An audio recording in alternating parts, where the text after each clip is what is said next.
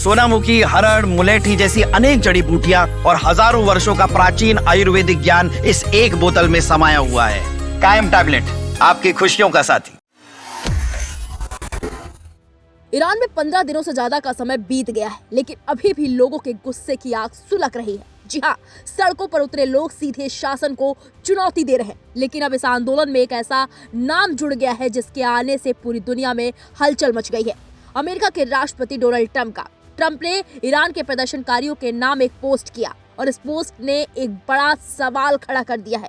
क्या America Iran में सीधे दखल देने की तैयारी में है?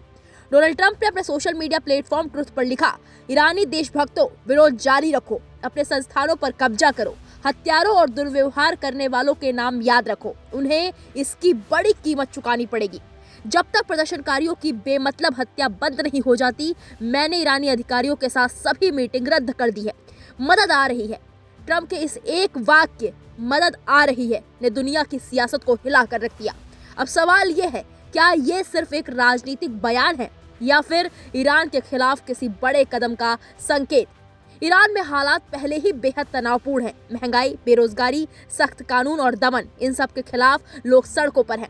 सरकारी इमारतों के बाहर नारेबाजी, सुरक्षा बलों के साथ झड़पें और कई जगहों पर हिंसा की खबरें सामने आ चुकी हैं।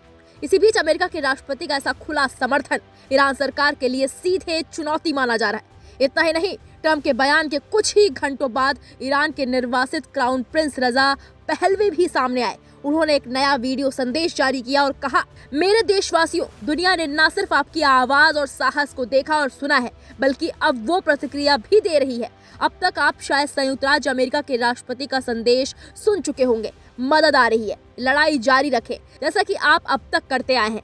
इस शासन को ये भ्रम पैदा करने की अनुमति न दे कि जीवन सामान्य है। सभी नरसंहारों के बाद हमारे और इस शासन के बीच खून का सागर है।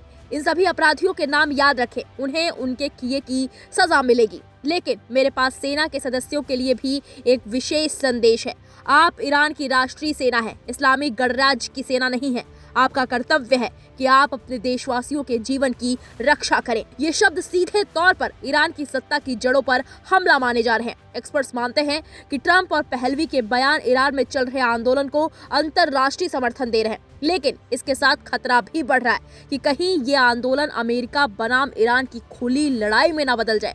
तो सवाल साफ है, क्या ट्रंप सिर्फ दबाव की राजनीति कर रहे हैं या फिर ईरान में सत्ता परिवर्तन की स्क्रिप्ट लिखी जा चुकी है? मदद आ रही है, ये 3 शब्द ईरान के लिए उम्मीद है या फिर एक बड़े टकराव की आहट? ईरान की सड़कों पर आंदोलन जारी है और दुनिया की नजर अब वॉशिंगटन और तेहरान दोनों पर टिकी है।